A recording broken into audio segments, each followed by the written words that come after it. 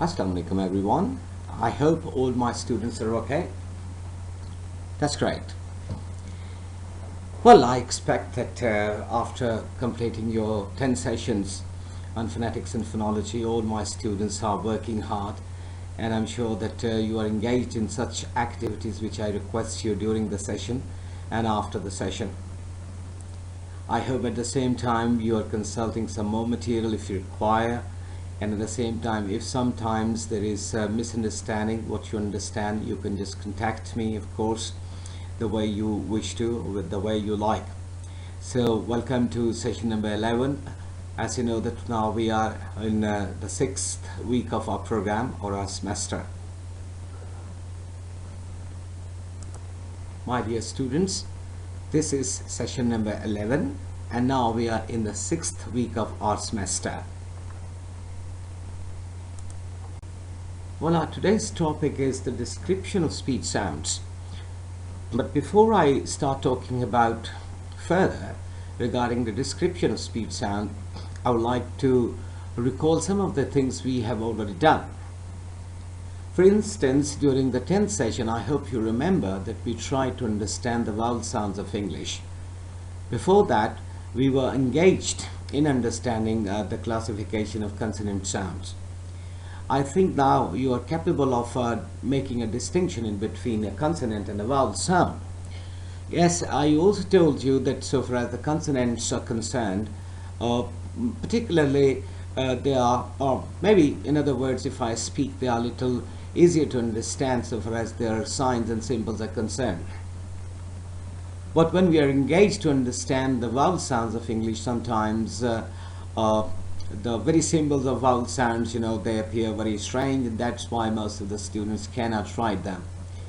So I requested you time and again, and I'm requesting you again, that what we need to do is that we have to get ourselves involved in regular practice.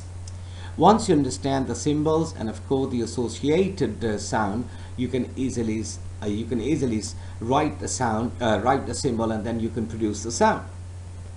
At times it happens that one gets a little bit tired while understanding the signs and the symbols, and this is what happens, I think, in the beginning. I know that since you have had one particular session on the understanding of vowels, of course we shall be having more. And again, today we shall try to understand, or we shall try to describe the sounds so that we may be able to understand them properly. So I hope that you people are with me and you're ready for session number 11. Okay? Describing speech sound. My dear students, remember that the basic linguistic unit is called a phoneme. The basic linguistic unit is called a phoneme, denoted by a character enclosed with forward slashes or square braces. Forward slashes or square braces. This is what you have to come across when you pick up phonology. For example, the symbol E, E, E. It represents the vowel sound heard in the word team. You can have some other words such as seed, eat. Okay? So what happens, what I'm trying to make you understand is, number one, the basic linguistic unit is called phoneme. Or in other words, you can call the smallest unit of sound. Alright? So always remember, whenever you are going to write down any phoneme or the symbol, in other words, either written within forward slashes or square braces. As you can see, for example, on your screen, there is a symbol, it's a phoneme, it is a long vowel sound, and its sound is E, which is very much present in the word team. So This is what the basic thing you have to understand, you must remember. Then, phonemes may be classified and described according to a number of criteria. As we tried to understand, for example, during the previous sessions, we tried to understand by applying certain rules, and there were concepts behind each and everything. When we tried to understand the consonants, for example, and when we were trying to understand what was voicing or what is voicing or what is place of articulation or manner of articulation, we tried to understand what is the position of speech organ inside our mouth. So the criteria is there. If I name some phoneme, for example, p, and I call it bilabial, so why I'm calling it or saying it or naming it as a bilabial sound? Because I know the two lips are working together. They're blocking the airflow. Alright? So for each phoneme, for all the phonemes, there is some sort of criteria required when we are to describe them. Now we were talking about the criteria. In this slide, what we understand is they may be divided. What may be divided? Of course, phonemes. For example, into vowels and consonants. So the basic criteria is that some are vowels and some are consonants. And we try to understand that there are certain consonants which are voiced consonants, and we have certain consonant sounds which are voiceless sounds. For example, we have 15 voiced consonants and then we have 9 voiceless consonants. At the same time, when we talked about the vowel sounds of English, we tried to understand some are front vowel sounds, some are central, and some are, yes, back. Absolutely right.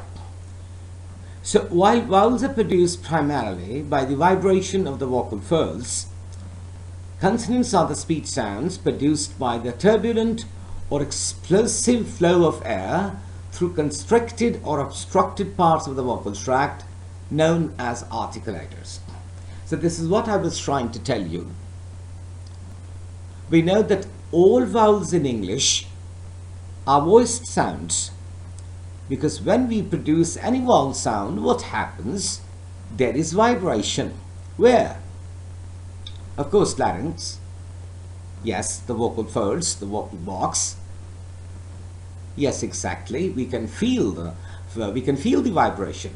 But that is not the case when we apply this formula to consonant sounds, because we have got sometimes the voiceless consonant and sometimes the voiced consonant. Absolutely right. Now, why it happens? That's the important thing to understand. It happens because explosive flow of air through constricted or obstructed parts of the vocal tract known as articulators. Something happens there where articulators, the speech organs. Yes, exactly. We've been trying to understand what are the speech organs and what are the roles played by different speech organs. Okay? Now, it's very important to understand that when we say that we broadly divide the speech sounds, we must remember that we are talking about vowels and consonants. As in the previous slide, when I was talking about the broad category, and when I was talking about particularly the vowels and consonants, and I also told you that what you need to remember is that when we talk about English speech sounds, of course, vowels and consonants, definitely we have tried to classify them. For example, when I talk about the consonant sounds of English, I always say some are voiced sounds and some are voiceless sounds, and this is what you also understand. I hope we try to understand, so far as the vowels category or the categories are concerned, we cannot say that the vowels are voiceless or voice sound. No, what we must understand that all the vowel sounds of English are voiced sounds. All right. For example, in this slide, again, you can understand that we know that speech sounds are broadly divided into two categories, namely vowels and consonants. But the need to understand is that what is the difference between the two. And I think from the session 1 I had been requesting you to understand that you must be knowing the answer, that what is the difference between vowel and a consonant sound.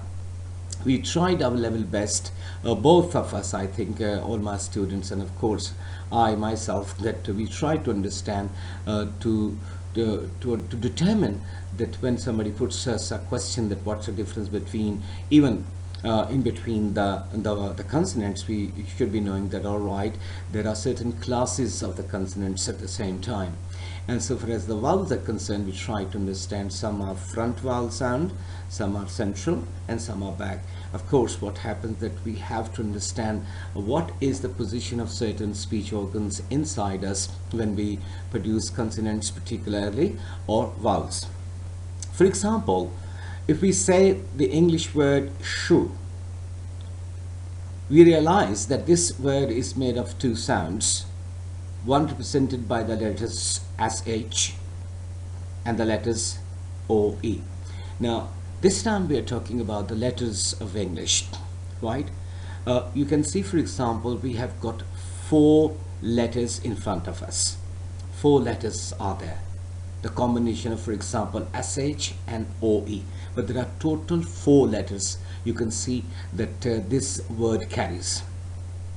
Very interestingly, we have to understand one thing, that for example, the SH, 2 letters, in fact producing one sound, that is sh. Whereas OE, both these letters are producing oo sound. Oo is a long vowel sound. Are you getting my point?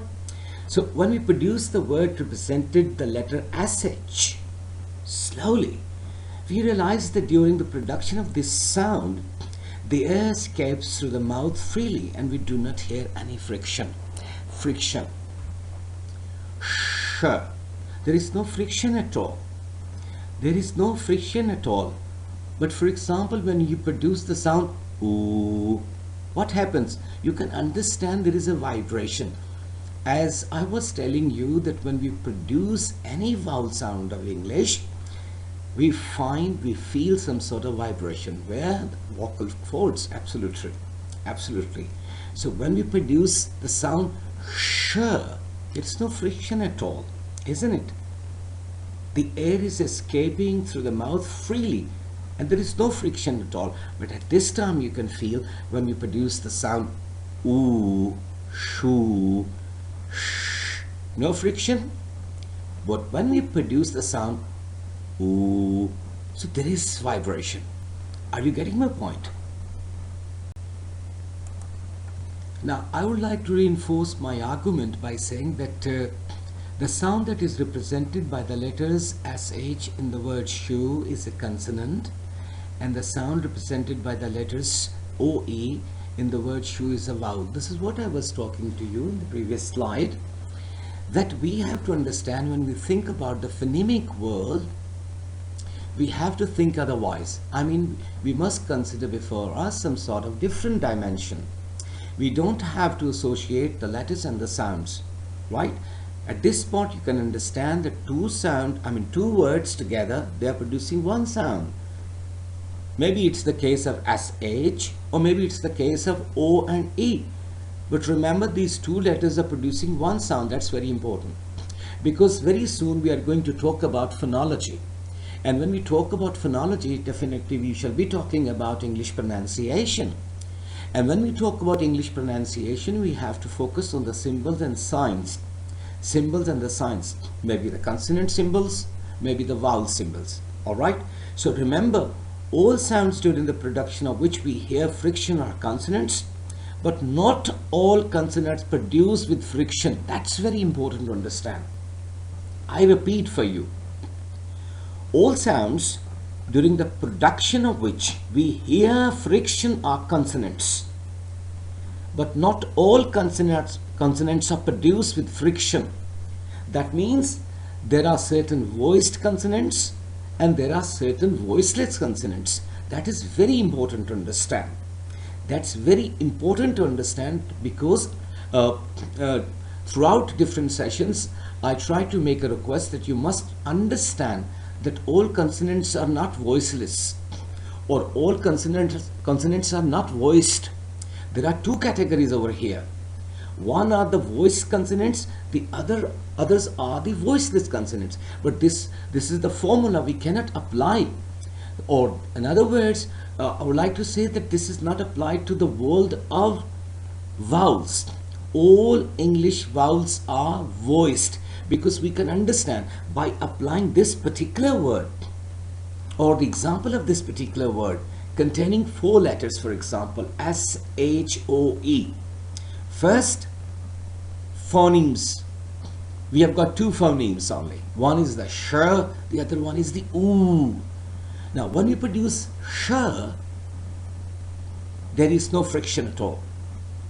But when we say oo, oo, oo, yes, exactly, there is some sort of vibration.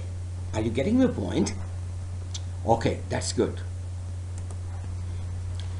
Before I talk about this slide and what's is very important in this slide, which we need to understand, I want to tell you one thing. When I say friction and vibration, right? Friction and vibration. Remember, you must be able to make a distinction between friction and vibration. Vibration is something else. Over there is something related to obstruction we are talking about. Okay? Now, for example, if we say the words she, shoo, shy, show, ship, and shout. These 6 words, for example, if we need to say these words like she, shoo, shy, show, ship, and shout, we will realize that when we produce the sounds represented by the letters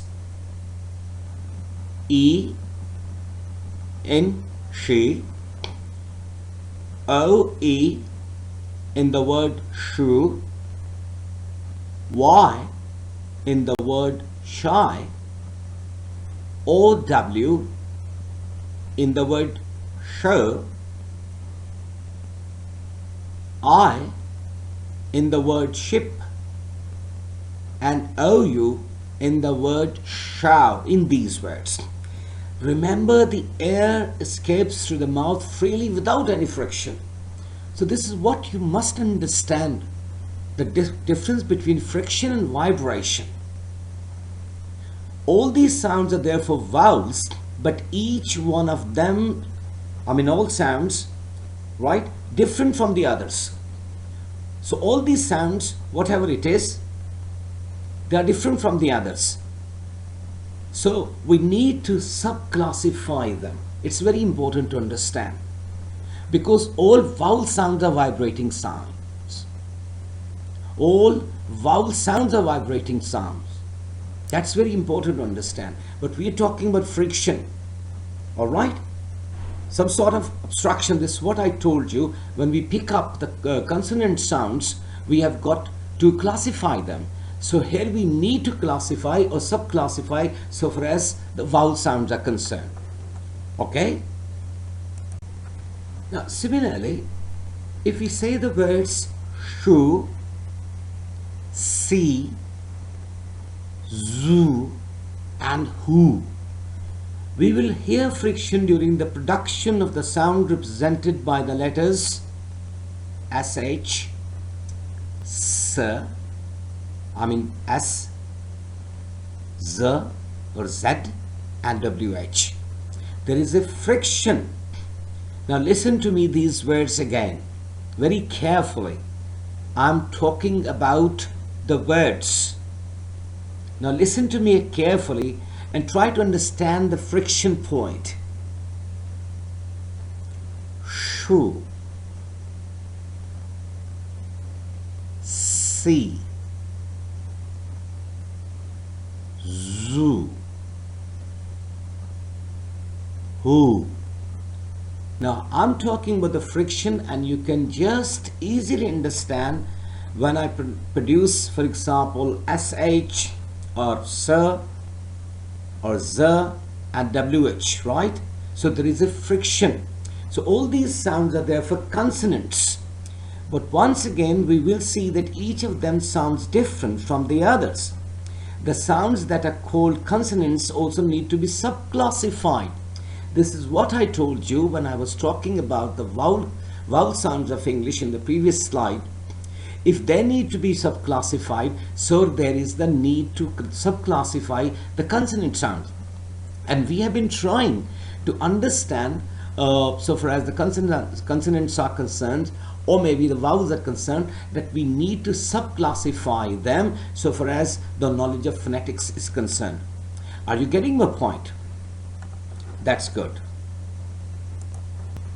My dear students, when we talk about the description of consonants, remember there are certain things we have to consider. For example, this slide tells us what are the things we have to consider. I would like to read the statement first of all for you people so that you may be able to understand.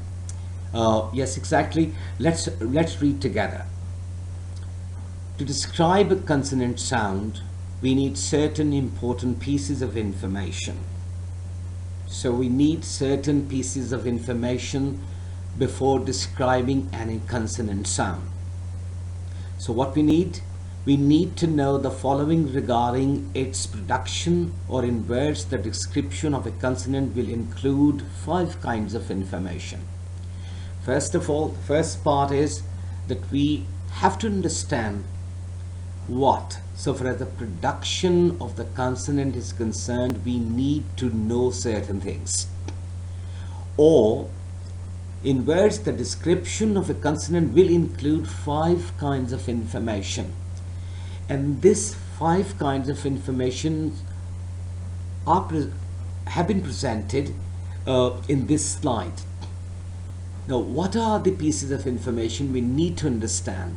Number 1, the nature of the airstream mechanism. We must be able to understand what is the airstream, what is the airstream mechanism, what is the airstream mechanism.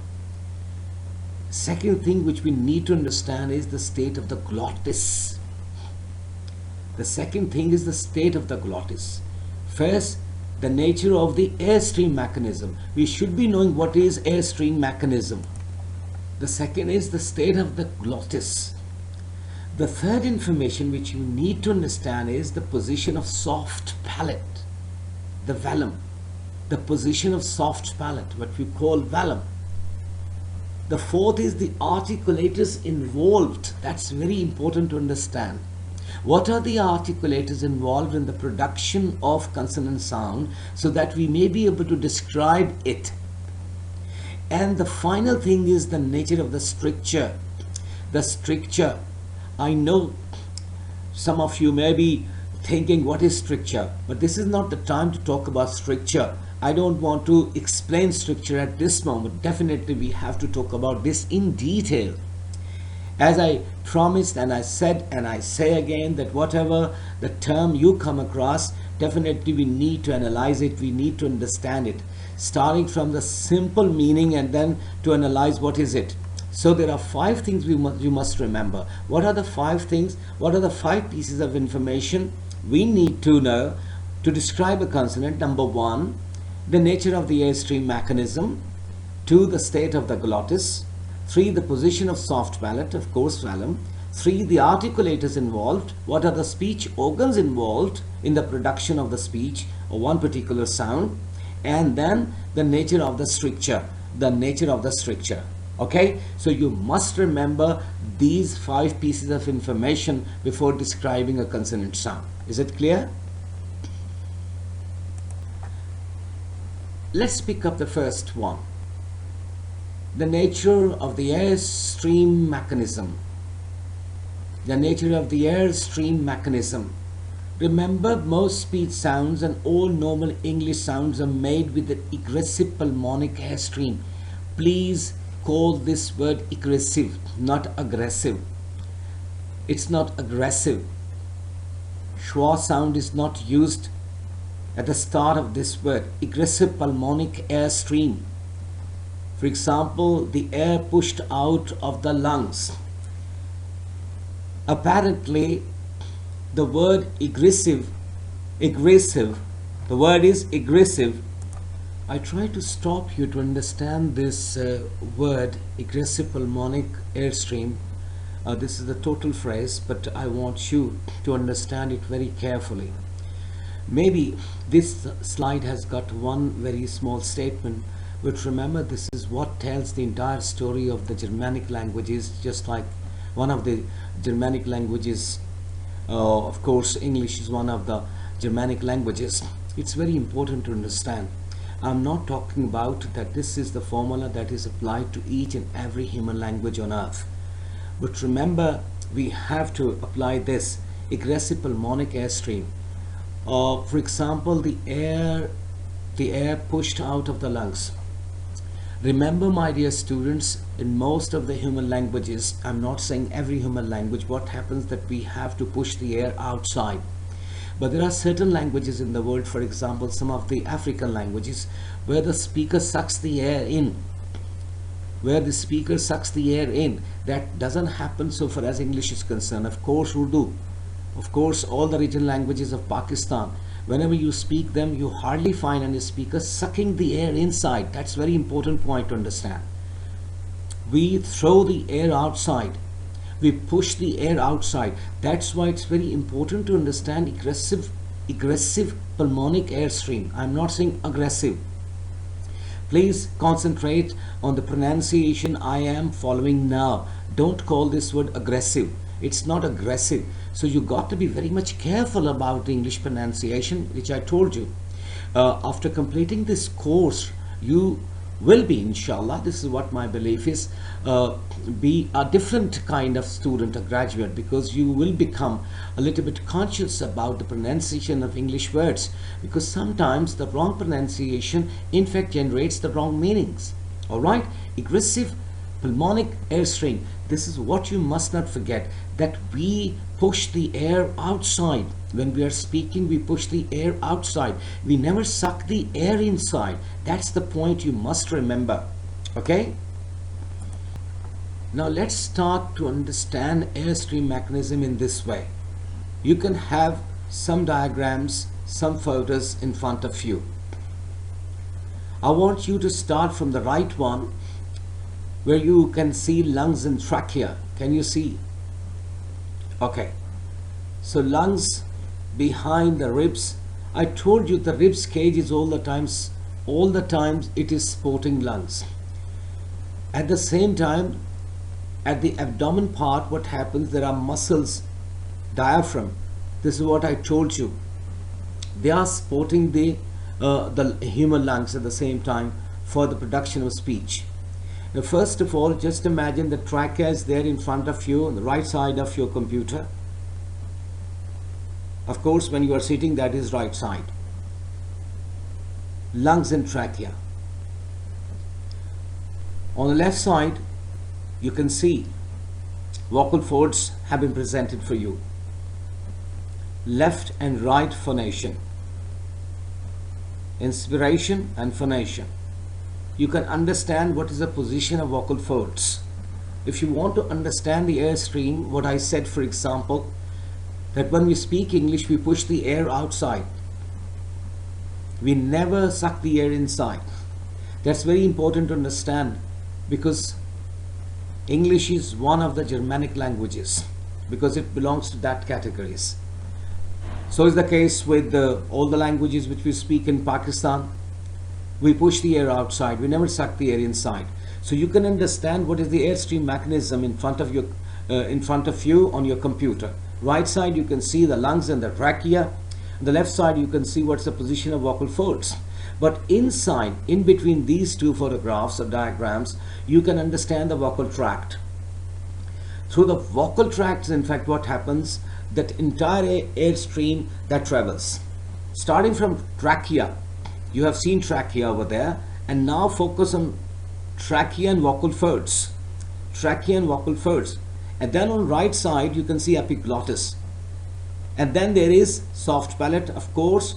Alveolar ridge, I hope you remember, the entire ridge is called alveolar ridge, and it has got two parts.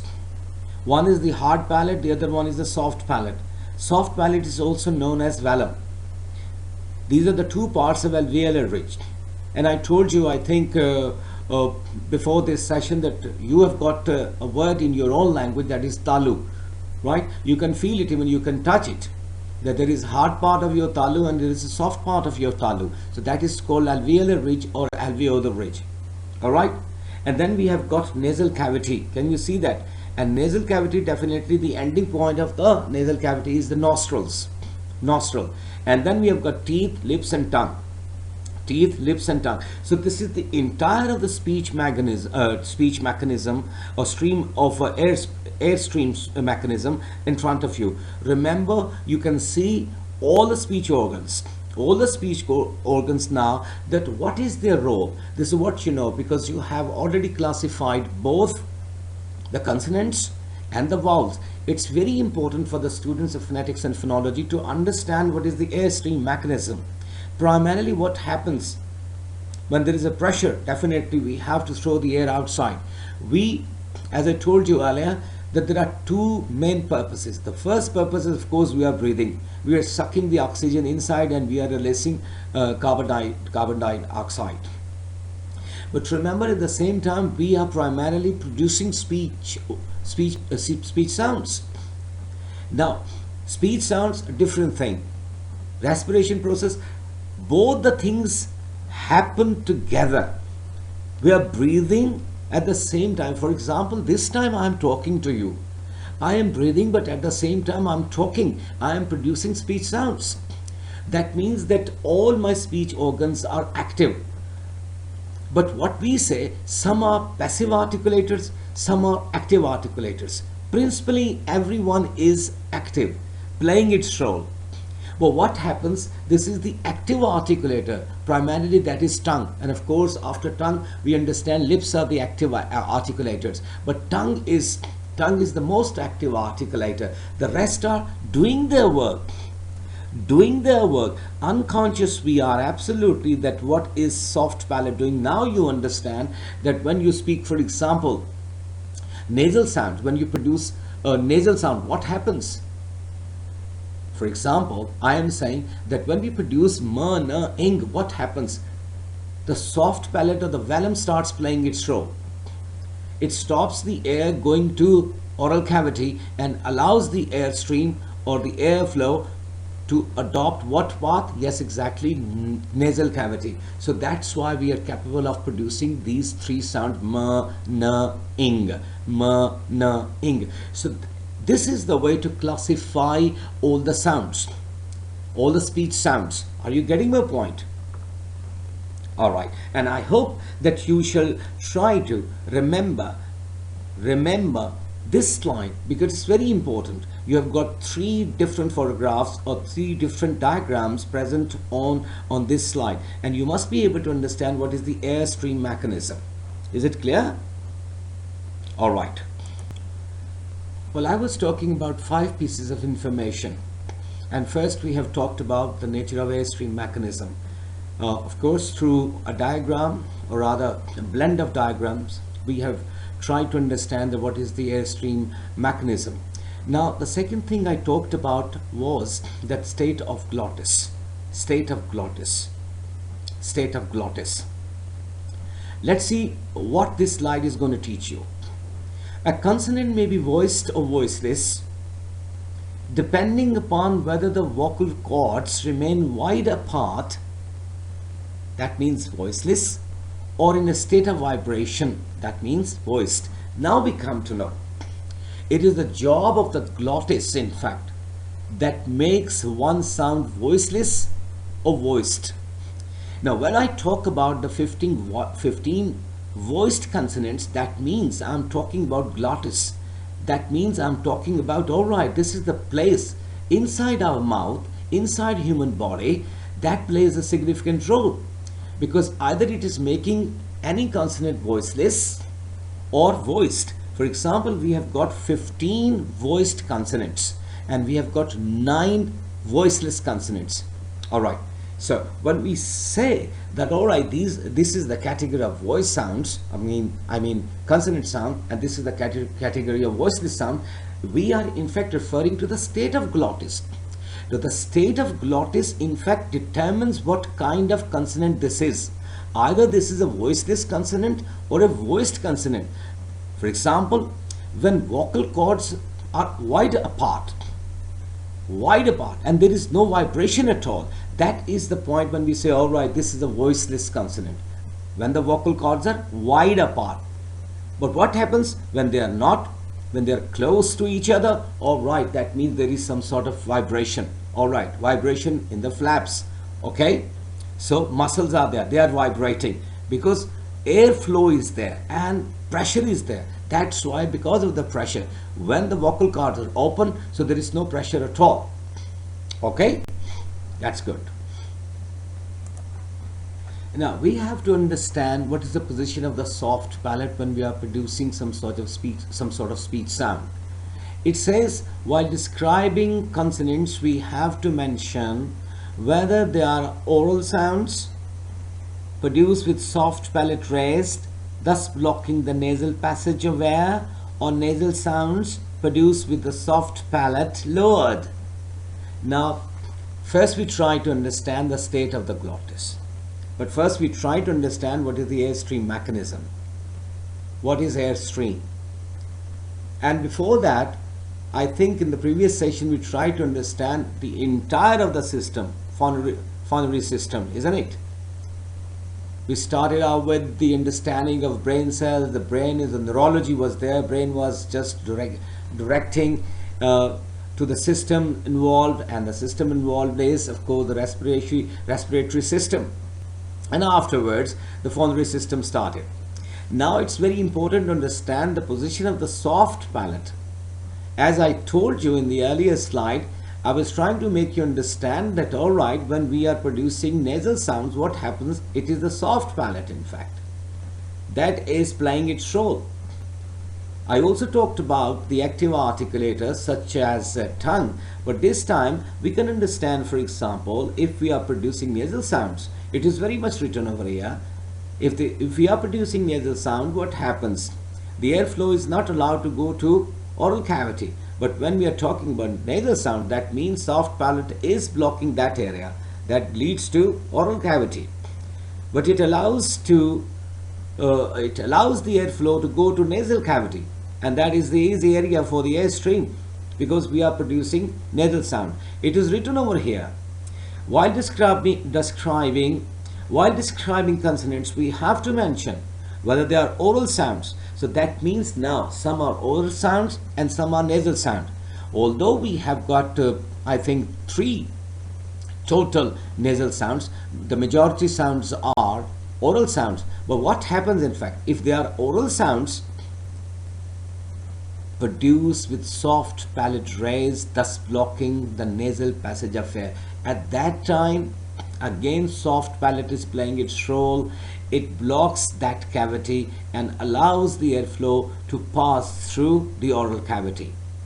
But in other words, for example, if it is doing some otherwise job, and the job is, if it is a nasal sound, so the oral cavity is blocked, in fact, and what happens? So the air passes or escapes through the nasal cavity in case of the nasal sound. So we are left with 2 kinds of sounds now. So where the consonants are concerned, when we are to describe them, oral sounds are there and the nasal sounds are there. All right. So in the case of nasal sounds produced with the soft palate lowered, and it allows the airflow to go to nasal cavity. All right. That's good. The next piece of information we have to talk about is the articulators involved. It is a little bit lengthy area to understand. The first, I would like to read this statement so that you may be able to understand that what we are going to analyze. It says, the articulators are active, the lower lip and the tongue. This is what I told you. And the passive, the upper lip, the upper teeth, the roof of the mouth, divided into the teeth ridge, the hard palate, and the soft palate, and the back wall of the throat pharynx. Now you can understand what are number one, what are the articulators. This is what I have been telling you. But this is the time to understand what are the active articulators and which are the passive articulators. For example, the significant role that is played by two. One is the lower lip, the other one is the tongue. As I told you, the tongue is the most active articulator. Most, because it is working all the time. And we are left, or the speaker is left with what? With the role of tongue, in fact. Because it is producing finally whatever the sound we are producing. But at the same time, this is the lower lip. That is also called the active articulator. But among the two, number one is tongue. And what about the rest of the articulators? For example, the upper teeth, the upper lip, the roof of the mouth, which is again divided. The soft palate and the hard palate. And then we talk about the throat, the back wall of the throat pharynx. These are all articulators, but they are not active the way lower lip and the tongue are. So we have got many other articulators, for example, upper lip, the upper teeth, the roof of the mouth. Again, the two parts of roof of the mouth.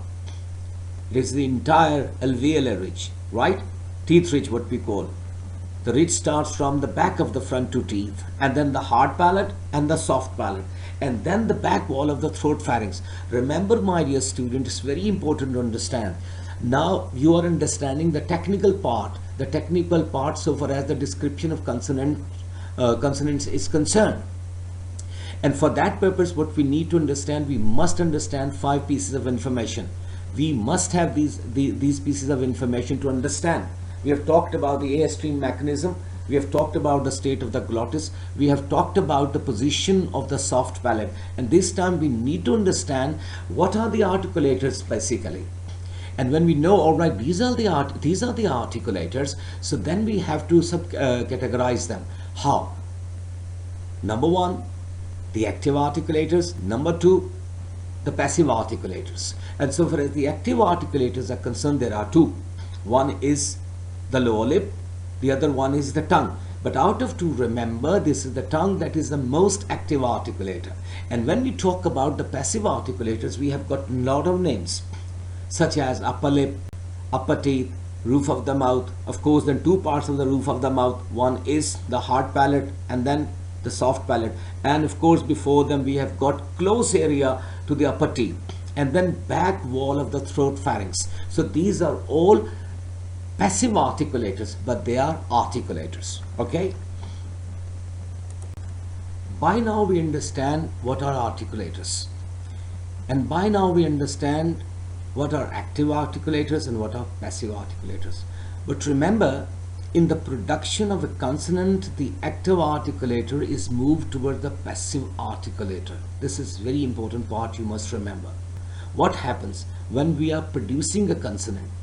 When we are producing a consonant, it is the active articulator that is moved towards the passive articulator. So that means now when I am speaking, or maybe for instance when you start speaking, you can understand tongue is moving towards different areas, different parts, different speech organs, different articulators. So that is the first point you must remember. Then the chief points of articulation are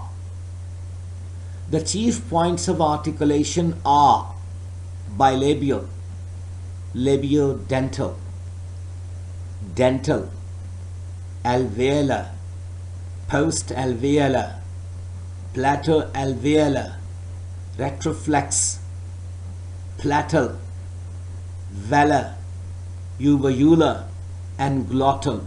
Now you can recall that session when we tried to subclassify, or we tried to classify the consonants.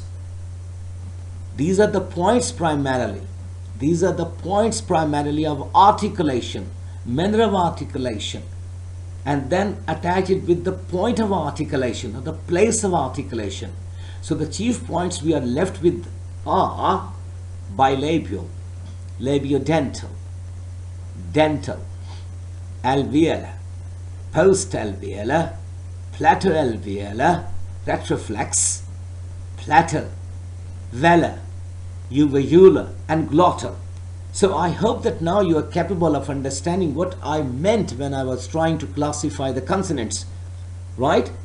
And remember, in the case of some consonantal sounds, there can be a secondary place of articulation in addition to the primary. So sometimes there is a primary place of articulation, sometimes there is a secondary place of articulation. But remember, you must focus. You know, tongue is all the time moving inside. And when it is moving, all right, it is telling us there is the primary place of articulation. But then there is a final place of articulation that is called the secondary place of articulation. But you must not forget, what are the points of articulation? These are the points. You must not forget, ever, ever. And they are bilabial, labiodental, dental, alveolar, post-alveolar, plato-alveolar, retroflex, platal, velar, uvular, and glottal. And when I say, you can recall some of the sounds, of course, which were in column number 3, when I presented before you the table. On left side, did you see one thing? Class was written. In the middle, articulators involved. In the third column, example. So you can pick up some of the example. All right, when I talk about bilabial, all right, per, b, per, b, m. And of course, sometimes what? Labiodental. Like this, you have to practice. And when you are just focusing on this slide, this is my humble request. Of course, when you are free, please switch on your computer, get this slide in front of you, and then start writing. Stop it and start writing. What are bilabial? What are labiodental? What are dental? What are alveolar? What are post-alveolar? What are plato-alveolar? Retroflex, platter, velar, uvular, and glottal. So that is the good practice that you can attach this slide with the previous tables, whatever we have talked about. All right? Good. Now I want to talk about something more on the articulators involved. For example, thus in the so-called dark L, in addition to the partial alveolar contact, there is an essential raising of the back of the tongue towards the velum. That is called velarization. Or again, some post-alveolar articulator of R, R, as in red, are accompanied by slight lip rounding. That is called labialization or labialization. Okay? It is additional. In the dark L, we talked about this, and the second sound is R. For example, R, red. Sometimes you have to round your lips, that is called labialization. Are you getting my point? Are you getting my point? So we can classify consonants according to the place of articulation. We can classify the consonant sounds of English according to the place of articulation. We talked about the manner of articulation. We talked about place of articulation. We already talked about voicing. But remember, it's very important. All right? It's very important to understand.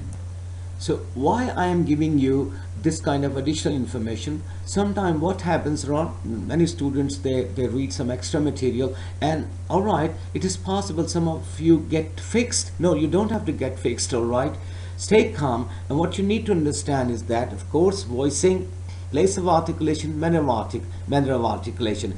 But remember, this what you have to do on the basis of what? On the basis of 5 pieces of information you need to know. When you are going to describe the consonants, you must consider before you the 5 pieces of information. It's very important. All right? Now, whatever we have talked about so far, I have talked about 4 pieces of information. But deliberately, I have not talked about stricture. As I said, for example, when I picked up this session, that we will not be talking about it in detail because we are going to have a separate session, remember. Now, 5 pieces of information: the airstream mechanism, the state of the glottis, the state of the soft palate, of course, that is velum, and the articulators involved. And what are the articulators? Now, if you put this slide in front of you, you can understand the entire of the articulators which I have been talking about during these previous 3 slides. Now, the whole story is in front of you. You can understand, for example, when I say this sound, what does that mean? When I say this articulator, what does that mean? All right. For example, when I talked about the active articulators, and by considering, in fact, what? The 2 types of articulators. One, the active one, the other one is the passive one. Now you can understand which one is the active one, and among the 2, which one is the most active. And you can say, all right, tongue is the most active. Why? Because it is all the time moving. And when I talk about, for example, the lower lip, all right, it is active, but it is not that active the way we find our tongue is. And then, for example, the soft palate, the hard palate, in fact, what happened, tongue is playing the primary role. It is guiding the rest of the speech organs. Rather, it is getting the assistance from all the other articulators to produce wonderful sounds. Of course, we are very much concerned with auditory phonetics, right? And auditory phonetics, for example, I am engaged in articulatory phonetics and acoustic phonetics. But you are engaged in what? Yes, auditory phonetics. So, unless until I produce the sound accordingly, the way a sound should be produced, and I should be knowing what kind of sound I am producing, what are the articulators involved, then it is not possible for my listener, for my hearer, to understand the exact sound which I mean to communicate, to produce and transmit. Okay? That's very good. Before I talk about self-assessment component, my dear student, it's very important to talk about what we have done today. Today we try to describe the consonant sounds by applying 5 pieces of information. I told you that each and every slide is connected, so is each and every session connected. Please do not try to pick up any session in isolation. Don't try to understand phonetics and phonology in isolation. It's very important that you have to connect the first session with the second with the third with the fourth. This is the way that you can understand phonetics and phonology, the way we should understand, both you and me. Today we have tried to understand what are the 5 pieces of information we must have, we should be knowing. But deliberately I talked about only the 4 pieces of information, because I said during the start of this session that today I'm not going to talk about the stricture. The 4th, 1, 2, 3, 4. Number 1 was what? The airstream mechanism. We try to understand what is airstream mechanism. The second, what we try to understand, that what is the position of our glottis. The third one was what is the position, number 1, airstream mechanism. 2, the state of the glottis. The 3, what was the position, or what is the position of our soft palate, that is also known as velum. All right, and what are the articulators in fact involved? First of all, we try to understand what kind of articulators we have. We talk about articulators. I mentioned time and again articulators, but today we try to understand, okay, these are the articulators. So each one of them is playing its role. But we also came to know there are certain passive articulators and 2 active articulators. Absolutely right. And in between the 2, what happens? Tongue plays the major part. It is the most active articulator in our mouth. This is what we try to understand today. And of course, I told you by giving certain examples, for example, picking up from certain English words, and then I try to produce the sounds. At the same time, I presented before you the letters the words had, or the words contained.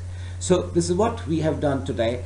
And talking about the self-assessment component, which is the most important part of each session, and that is given at the end of each session. Today, what you are required to do, yes, describe, but in detail, please.